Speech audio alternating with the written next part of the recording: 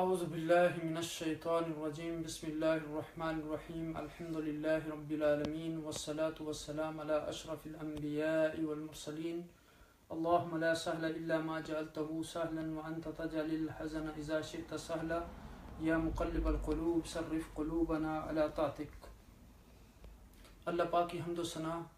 اور عقائد و جہاں نبی مکرم تاجدار عرب و عجم سید المرسلین خاتم النبیین کی ذات گرامی پر درود و سلام کے بعد رب کائنات کا احسان عظیم ہے کہ اس نے ایک بار پھر ہمیں یہ فرصت عطا فرمائی کہ ہم قرآن حکیم کی آیات مبارکہ کو سمجھنے کے لیے مل بیٹھے۔ رب کائنات سے دعا ہے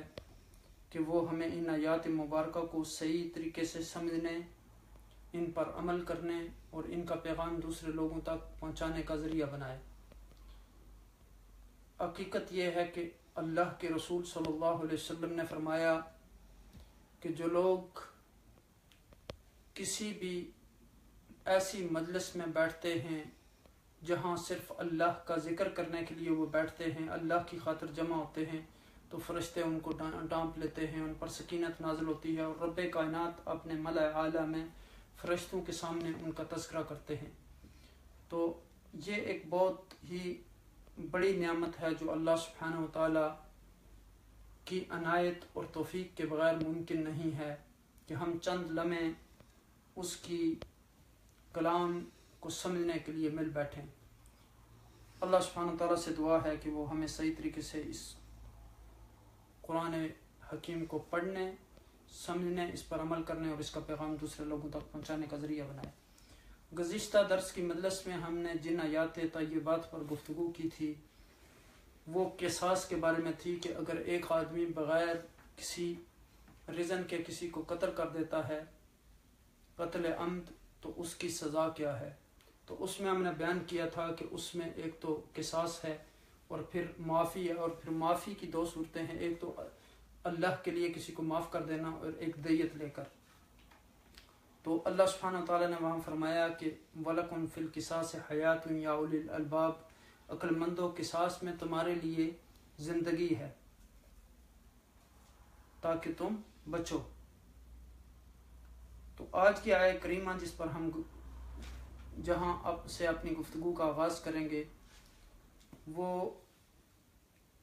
آیت نمبر 180، 181 اور 182 ہیں۔ كتب عليكم إذا حضر أحدكم الموت إن ترك خيرا الوصية للوالدين والأقربين بالمعروف حقا على المتقين فمن بدله بعد ما سمعه فإنما إثمه على الذين يبدلونه إن الله سميع عليم فمن خاف من موص جنفا أو إثما فأصلح بينهم فلا إثم عليه إن الله غفور رحيم۔ یہاں رب کائنات نے فرمایا کہ کتب علیکم، تم پر فرض کیا گیا، اذا حضر، جب حاضر ہو، احدکم الموت، تم میں سے کسی کو موت، ان ترکا، اگر وہ چھوڑے، خیرن، مال کثیر، الوصیت، وصیت کرنا، للوالدین، اپنے والدین کے لیے، والاقربین، اور رشتہ داروں کے لیے، بالمعروف، انصاف کے ساتھ، حقا علی المتقین، یہ ذمہ ہے، یہ حق ہے کن لوگوں پر جو متقین ہیں۔ فمن بدلہ، پھر جو کوئی اسے بدلے، بعد ما سمعہ، اس کے بعد جو سن چکا ہو، فإنما اثمہ، تو اس کا گناہ، علی الذین، اوپر ان لوگوں کے ہے، یبدلونہ، جو اسے بدلتا ہے، یعنی وہ لوگ جو اس کو بدلتے ہیں ان کے اوپر اس کا گناہ ہے۔ ان اللہ، بے شک اللہ، سمیع، سننے والا ہے، علیم، جاننے والا ہے۔ فمن خاف من موص، پھر جو کوئی خوف کرے وصیت کرنے والے سے، جنفن او اثمن، یعنی کہ وہ طرفداری کر رہا ہے، او اثمن، یا گناہ، فاصلح بینہم، پھر صلح کرا دے، بینہم، ان کے درمیان، فلا اثم علیہ، تو نہیں گناہ اس پر، ان اللہ غفور رحیم، بے شک اللہ بخشنے والا ہے، مہربان ہے۔ تو اب دیکھیں کہ یہاں اس آیہ کریمہ میں وصیت کے بارے میں گفتگو کی گئی۔ اور وصیت کی مختلف صورتیں ہیں، لیکن یہاں یہ کہا گیا کہ جب انسان کے اوپر موت کے آثار ظاہر ہونا شروع ہو جائیں، موت کا وقت قریب آ جائے اور اس کو یہ معلوم ہو جائے کہ وہ چند دنوں کے بعد جو ہے اس کی زندگی ختم ہو جائے گی اور اس کی دوسری زندگی موت کا آغاز ہو جائے گا، تو اس وقت جو ہے کہا گیا کہ اس کے لیے ضروری ہے کہ وہ وصیت کو لکھ دے۔ اب دیکھیں کہ بعض اوقات تو ایسی لا علاج بیماریاں ہوتی ہیں تو انسان کو پتہ ہوتا ہے کہ اب یہ انسان جو ہے وہ زندہ نہیں رہے گا، بعض اوقات ڈاکٹر جواب دے دیتے ہیں کہ اب اس کا کوئی علاج نہیں ہے، بعض اوقات خود جب بندہ اتنا عمر کے تقاضے کے مطابق یا اتنا کمزور لاغر ہو جاتا ہے تو وہ سمجھتا ہے کہ اب میں مرگ الموت کے قریب ہوں، تو ایسی صورتوں میں یعنی جب وہ آثار نمایاں ہو جائیں، وہ صورت ظاہر ہو جائے موت کی، تو اس وقت ایک آدمی کے لیے وصیت لکھنا ضروری ہے۔ اب دیکھیں کہ بعض وصیتیں جو ہیں شریعت میں وہ واجب ہیں، مثلا زکوٰۃ، امانت یا فرض ادا کرنے کی وصیت جس کا پورا کرنا انتہائی ضروری ہے۔ بعض وصیتیں جو ہوتی ہیں وہ مستحب ہوتی ہیں، مثلا کوئی شخص آپ کو کسی نیک کام کرنے کے لیے وصیت کرتا ہے، یا کسی ایسے اپنے قریبی رشتہ دار کو میراث دے جانا جسے نہ پہنچ رہا ہو، اور بعض وصیتیں صرف مباح ہوتی ہیں، مثلا کوئی بھی جو جائز کام ہے، کوئی بھی جائز امر ہے اس کے لیے وصیت کرنا، اور بعض وصیتیں ایسی ہوتی ہیں کہ جن کا پورا کرنا قرآن حکیم نے منع کیا ہے، ممنوع قرار دیا ہے، یعنی کسی بھی آپ اگر حرام چیز کے لیے وصیت کریں تو اس کا پورا کرنا ممنوع ہے۔ پھر بعض وصیتیں موقوف کہلاتی ہیں، انہیں پورا کرنے کے لیے بعض شرطوں کا لحاظ رکھنا ضروری ہے، مثلا مرنے والا جو شخص ہے اپنے مال کے تیسرا حصہ 1/3 سے زیادہ اس نے وصیت کی ہے تو اس کی تعمیل دوسرے وارثوں کی رضامندی پر موقوف ہوتی ہے۔ تو وصیت کے بارے میں اگلی آیات میں بھی مسائل جو ہیں وہ موجود ہیں، ان کو بھی پیش نظر رکھیں تو پھر انشاءاللہ مسئلہ اور زیادہ واضح طور پر آپ کو سمجھ میں آ جائے گا، اور پھر اس کی تفصیل جو ہے وہ سورہ نساء میں جو آیات میراث ہیں ان میں آ رہی ہے۔ اب دیکھیں کہ پچھلی آیات جو ہم نے پڑھی ہیں ان میں قتل کے بارے میں اسلامی احکام تھے، اب مرنے والے کے مال کے متعلق یہاں ان آیات میں احکامات بیان ہو رہے ہیں۔ تو قرآن مجید میں دوسری جگہ پر سورہ نساء میں تمام وارثوں اقداروں کا حصہ مقرر فرما دیا گیا، اس لیے وصیت ان حصوں کی روشنی میں کی جائے گی، البتہ جائیداد کے تیسرے حصے کی میں جو ہے وہ وصیت کی جا سکتی ہے، اس سے زیادہ نہیں کی جا سکتی۔ تو یہاں دیکھیں کہ فرمایا کہ خیرن، اس کے لفظی معنی جو ہیں یعنی ان ترک خیرن فلاح اور بہتری کے ہیں، اور قرآن مجید میں یہ لفظ پاکیزہ مال کے معنوں میں بھی استعمال ہوا ہے، اور وصیت اس کے لفظی معنی حکم دینا اور درخواست کرنا ہے، اور شریعت کی اصطلاح میں وہ ہدایتیں سے مراد ہیں جو مرنے والا اپنے پیچھے رہنے والوں کو کر جاتا ہے، جو اس کی موت کے بعد پوری کی جاتی ہیں۔ اب دیکھیں کہ ایک تو وصیت یہی ہے کہ جو مرنے کے بعد نافذ کی جاتی ہے، اور ایک یہ بھی ہے کہ اگر کوئی آدمی، جس طرح آج کل مختلف لوگ چیریٹیز کے لیے پیسے دیتے ہیں، کوئی کہتا ہے کہ اس میرے پیسے سے مسجد بنوا دیں، یہ یتیموں کے لیے پیسہ ہے، یہ فقراء کے لیے ہے، یہ بوڑھے لوگوں کے لیے ہے، یہ مسجد کے لیے ہے، تو اب جس آدمی نے کوئی ڈونیشن جس طرح اس نے آپ کو اس کی وصیت تاکید کی ہے اسی میں لگانا ضروری ہوتا ہے، اس کی اجازت کے بغیر۔ اس کے دینے سے پہلے آپ اگر اس کو یہ بتا دیں کہ یہ یہاں زیادہ ضرورت ہے تو وہ اگر کہے ٹھیک ہے، لیکن جب اس نے آپ کو دے دیا اور ایک خاص مد میں دیا تو اسی پر خرچ کرنا جو ہے وہ ضروری ہے، ورنہ انسان جو ہے وہ بہت گنہگار ہوتا ہے۔ تو اب یہاں دیکھیں کہ اس آیہ کریمہ میں یہ فرمایا گیا کہ کتب علیکم اذا حضر احدکم الموت، تم پر فرض کیا گیا کہ جب تم میں سے کوئی مرنے لگے، ان ترک خیر الوصیہ، اور مال چھوڑ جاتا ہو، تو للوالدین، الوصیۃ للوالدین والاقربین بالمعروف، تو اپنے ماں باپ اور قرابت داروں کے لیے اچھائی کے ساتھ وصیت کر جائے۔ پرہیزگاروں پر یہ حق جو ہے وہ ثابت ہے۔ اب یہاں دیکھیں کہ وصیت کرنے کا یہ حکم جو ہے یہ آیت مواریث کے نزول کے سے پہلے دیا گیا، اب یہ حکم منسوخ ہے۔ نبی اکرم صلی اللہ علیہ وسلم کا ارشاد گرامی قدر ہے کہ ان اللہ قد اعطى لكل ذی حق حقہ فلا وصیۃ لوارث۔ یہ اس حدیث کو سنن نے جو ہے روایت کیا ہے، صحیح بخاری میں، یہ کتاب الفرائض باب میراث البنات میں ہے۔ تو اللہ تعالیٰ نے ہر حق والے کو اس کا حق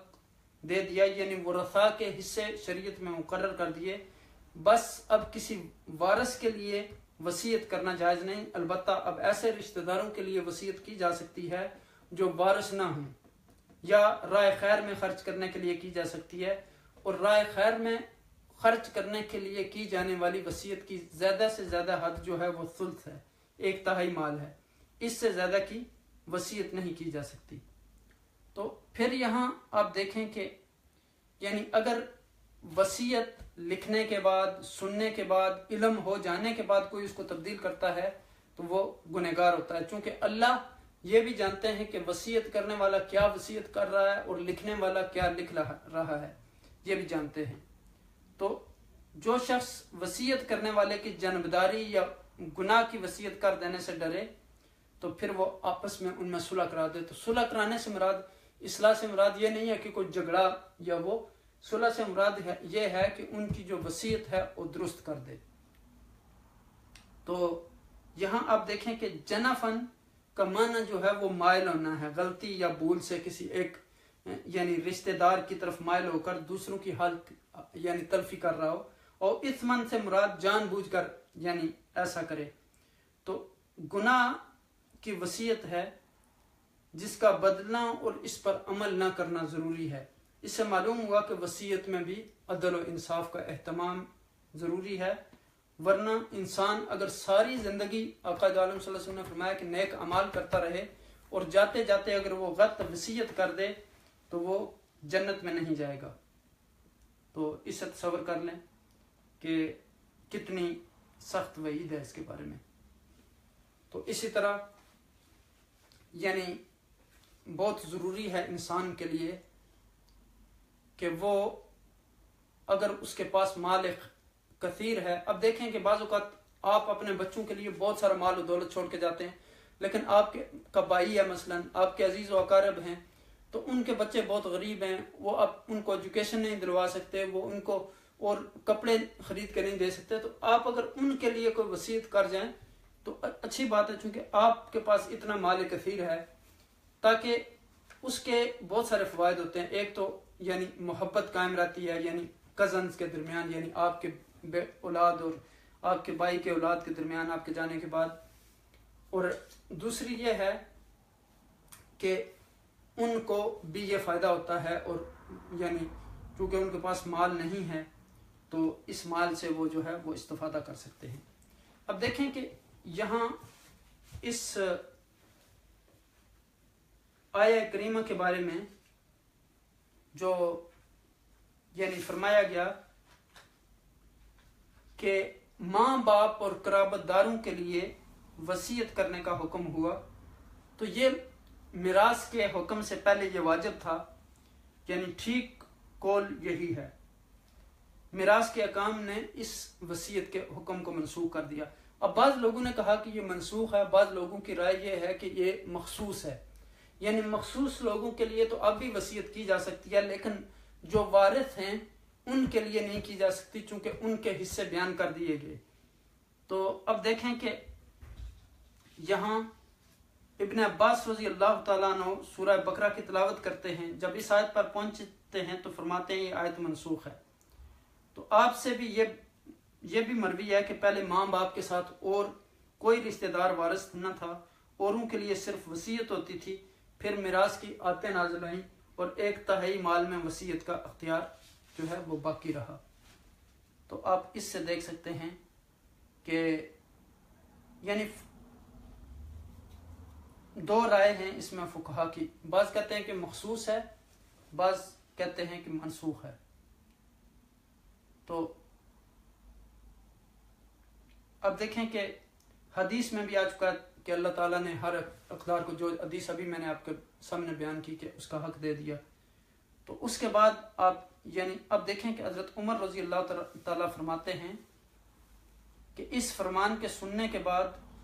میں نے تو ایک رات بھی بلا وصیت نہیں گزاری۔ یعنی جب یہ حدیث سنی کہ کسی مسلمان کو لائق نہیں کہ اس کے پاس کوئی چیز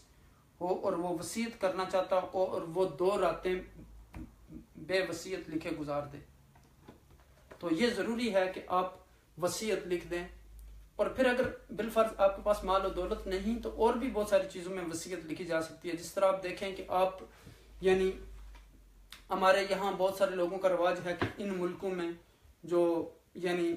جب کوئی فوت ہو جاتا ہے تو وہ وصیت کرتے ہیں کہ ہماری باڈی کو پاکستان میں لے کے جائیں۔ تو اب دیکھیں کہ سنت طریقہ یہی ہے کہ جہاں جس کی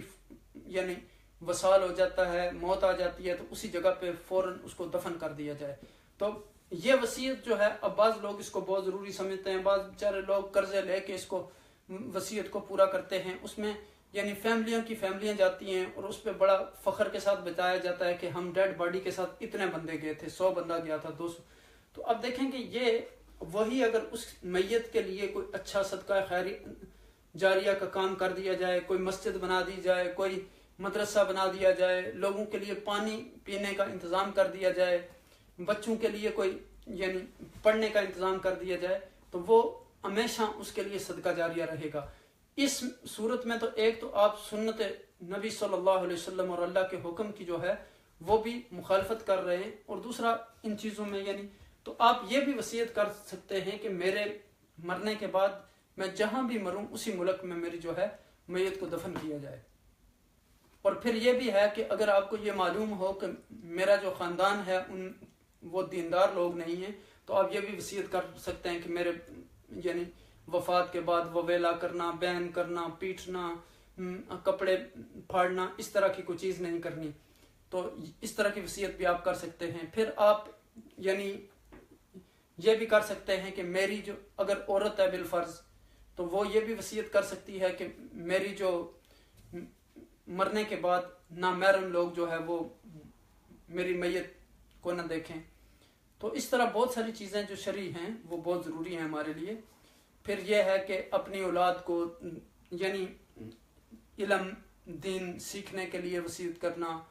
پھر ان کو تقوی کی وصیت کرنا، نماز پڑھنے کی۔ آپ دیکھیں کہ بہت سارے لوگوں نے اپنی وصیتیں پوری کتابوں کی شکل میں لکھی ہیں، تو آپ ان کو دیکھ سکتے ہیں۔ تو یہ ہمارے لیے ہر انسان کے لیے بہت ضروری ہے کہ اس کی وصیت لکھی ہوئی اس کے پاس موجود ہو، تاکہ اس کے جانے کے بعد یعنی وہ کوئی ایسی خرابی پیدا نہ ہو۔ تو اس میں آپ دیکھیں کہ جو آدمی وصیت لکھنے والا ہے وہ بھی اللہ سے ڈرے اور لکھوانے والا بھی۔ بعض اوقات کیا ہوتا ہے کہ وصیت جو آدمی لکھوانا چاہتا ہے، لکھنے والا کہتا ہے نہیں رہنے دو، تو وہ لوگوں کے حقوق ضائع ہو جاتے ہیں۔ اب دیکھیں کہ لکھنے میں بہت سارے فوائد ہوتے ہیں، اور پھر اس کو بدلنا۔ اب دیکھیں کہ مثلا ایک آدمی نے کہا کہ خالد کو اتنی چیز دے دیں، تو وہ خالد کی بجائے کوئی آدمی خالد کا نام کاٹ کے وہاں عمر لکھ دیتا ہے، تو وہ خالد کے حقوق ضائع ہو گئے۔ تو اس لیے اس میں تبدیلی کرنے سے نقصان، بعض اوقات وارثوں کو نقصان ہوتا ہے۔ اگر مثلا اس نے یہ کہا تھا کہ ثلث جو ہے 3/1 وہ فلان جگہ پہ دے دیں، تو وہ لکھنے والا وہاں نصف ہاف لکھ دیتا ہے، تو پھر وہ وارث اس سے متاثر ہوتے ہیں۔ تو اس لیے دونوں طرف یعنی دونوں فریقین کو حکم دیا گیا کہ وہ اس معاملے میں ڈریں اور تبدیلی نہ کریں۔ پھر اگلی آیت میں یہ بتایا گیا کہ اگر اس میں گناہ نہ ہو اور کوئی طرفداری والی بات نہ ہو تو اس میں پھر اصلاح، یعنی اگر یہ وہ سمجھ رہا ہو کہ وہ ایک فریق کی طرفداری کر رہا ہے، یا یہ سمجھ رہا ہو کہ وہ کوئی گناہ کے بارے میں کوئی وصیت لکھوا رہا ہے، تو اس وقت وہ اس کو بتا سکتا ہے اور اس میں کوئی گناہ والی بات نہیں ہے۔ اور دوسری بعض اوقات یہ بات ہوتی ہے کہ وصیت لکھوانے والے کے پاس اتنا علم یا نالج نہیں ہوتا، جو لکھنے والا ہے اگر اس کو کوئی بہتر چیز پتہ ہے، اس سے زیادہ چیز پتہ ہے تو وہ اس کو بتا سکتا ہے، تو اس میں بھی جو ہے اس کے لیے اجر ہوتا ہے۔ تو اس میں انسان کو یعنی اللہ سے ڈرنا چاہیے اور ہمیں اپنی وصیت لکھنی چاہیے، اور خاص کر ان ملکوں میں چونکہ بچوں کے حقوق ضائع ہونے کا بہت خطرہ ہوتا ہے، تو آپ کو ول یعنی بنا کے لکھ کے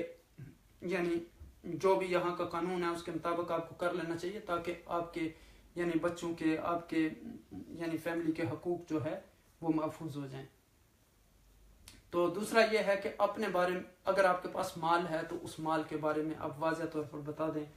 یعنی اللہ کے راستے میں جو آپ مال خرچ کرنا چاہتے ہیں، اپنے اہل و عیال کے لیے، اپنے رشتہ داروں کے لیے، جو بھی آپ کرنا چاہتے ہیں اس کو اس وصیت میں آپ لکھ دیں۔ تو یعنی اور پھر ایک یہ بھی بات یاد رکھیں کہ یعنی سب سے پہلے ترکے سے جو ہے وہ میت کا قرضہ ادا کیا جاتا ہے، اور پھر اس کی وصیت نافذ کی جاتی ہے، اور اس کے بعد پھر جو ہے وہ رشتہ داروں کو جو ہے اس میں سے حصہ دیا جاتا ہے اور ان کے درمیان تقسیم کیا جاتا ہے۔ تو اب دیکھیں یہاں کہ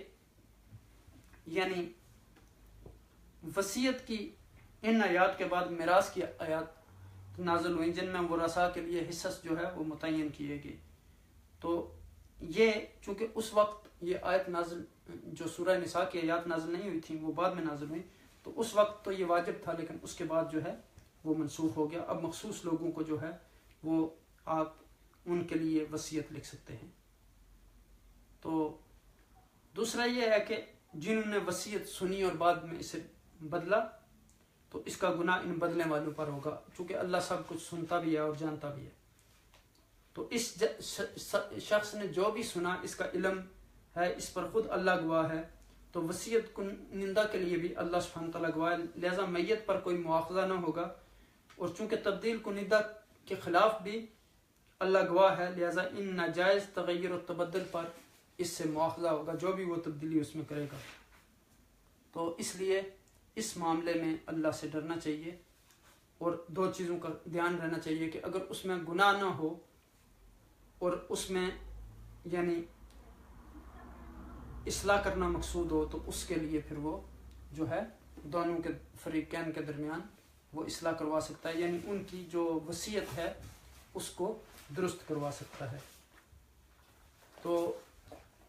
اب دیکھیں کہ یہ کہا گیا کہ مال کثیر، یہاں یعنی خیرن سے مراد مال کثیر ہے، یہاں مال کا لفظ نہیں آیا۔ تو اب دیکھیں کہ یہاں کہا گیا کہ اللہ سے ڈرنے والوں پر لازم ہے، اور یہ بیسیکلی آیت جو ہے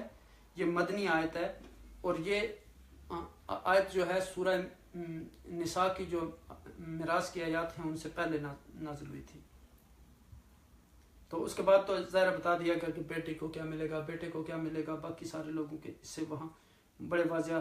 بتا دیے گئے۔ تو یہاں پھر گویا یہ جو ہے بعض علماء نے کہا کہ یہ منسوخ ہے، اور بعض نے کہا کہ مخصوص ہے، مخصوص حالات میں یہ جو ہے وصیت کی جا سکتی ہے۔ لیکن یعنی اب دیکھیں نا کہ ہم نے پیچھے بھی اب جو قریبی رشتہ دار ہیں، ہم نے پیچھے بھی پڑھا تھا کہ یعنی اللہ کی محبت میں قریبی رشتہ داروں پر خرچ کرنا، تو یہاں اب دیکھیں کہ زندگی میں تو وہ تھا، لیکن مرنے کے بعد بھی انسان کو یہ تاکید کی جا رہی ہے کہ اپنے رشتہ داروں کے حقوق کا خیال رکھیں۔ تو دوسرا یہ ہے کہ ثلث سے زیادہ جو ہے وہ آپ اس میں نہیں کر سکتے وصیت۔ تو اس میں اصل یعنی اب دیکھیں کہ اس میں بھی ایک جو حدیث پاک ہے، ایک جو صحابی تھے انہوں نے جب حضور نبی اکرم صلی اللہ علیہ وسلم سے یہ پوچھا، اور وہ حدیث یہ ہے کہ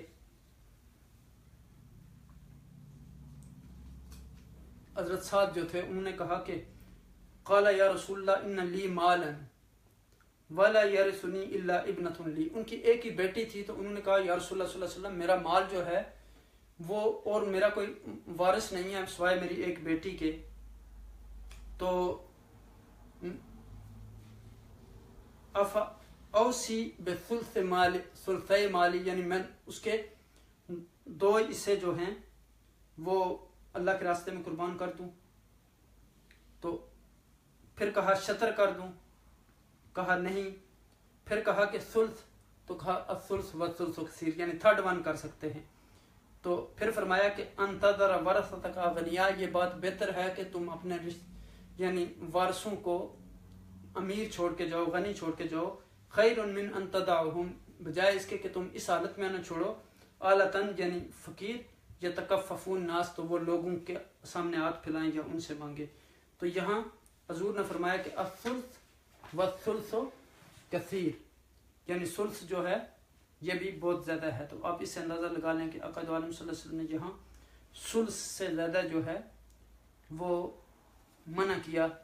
کہ آپ یعنی اللہ کے راستے میں اگر وصیت کرنا چاہتے ہیں تو وہ ثلث سے زیادہ نہیں کر سکتے. اگر ثلث سے زیادہ وصیت کرے کوئی تو وہ پھر ورثاء کی جو ہے وہ رضامندی پر اس کی بات ہوتی ہے. تو یہاں اب دیکھیں کہ ایک روایت میں ہے کہ حضرت علی رضی اللہ تعالیٰ عنہ جو ہیں ایک بیمار کی بیمار پرسی کو گئے، تو اس سے کسی نے کہا کہ وصیت تو کرو، تو آپ نے فرمایا وصیت خیر میں ہوتی ہے، اور تو کم مال چھوڑ رہا ہے، اسے اپنی اولاد کے لیے ہی چھوڑ جا. تو بعض نے کہا کہ خیر کثیر جو ہے وہ 60 دینار ہے، بعض نے یعنی 80 دینار کہا. تو قتادہ جو ہے وہ کہتے ہیں کہ 1000، بعض نے ابن عباس فرماتے ہیں کہ 60 دینار. تو اس طرح یعنی تو اس لیے ہمیں اس معاملے میں اللہ سبحانہ و تعالیٰ سے ڈرنا چاہیے اور اپنی وصیت لکھ کے اپنے پاس رکھ لینی چاہیے، کیونکہ انسان کی موت کا کوئی مقرر وقت نہیں ہے کہ کس وقت آ جائے. تو اس لیے ضروری ہے کہ انسان جو ہے وہ اس چیز کا خیال رکھے کہ وہ وصیت سننے کے بعد اس میں تبدیلی نہ کرے، اور وصیت کرنے والا جو ہے وہ بھی اللہ سے ڈرے، اور جو لکھنے والا ہے وہ بھی اللہ سے ڈرے. تو اللہ سبحانہ تعالیٰ سے دعا ہے کہ وہ ہمیں ان آیات مبارکہ پر عمل کرنے کی توفیق عطا فرمائے. اللہ سبحانہ تعالیٰ ہم سب کے دلوں کو قرآن کے نور سے مزین فرمائے، ہمیں تقوی عطا فرمائے، ہمیں اللہ اور رسول کے احکامات پر عمل کرنے کی توفیق عطا فرمائے، اور قرآن کے ساتھ ہمیں ہمیشہ اپنا مضبوط تعلق بنانے کی توفیق عطا فرمائے. قرآن کو پڑھنے، اس کو صحیح طریقے سے سمجھنے، اس کو سمجھ کر اپنی زندگیوں میں امپلیمنٹ کرنے اور اس کا پیغام دوسرے لوگوں تک پہنچانے کا ذریعہ بنائے. اللہم اجعل القرآن ربیع قلوبنا وارزقنا تلاوته آناء الليل واطراف النهار. وصلی اللہ تعالی علی خیر خلق محمد وآلہ واصحابہ اجمعین. السلام علیکم ورحمۃ اللہ وبرکاتہ.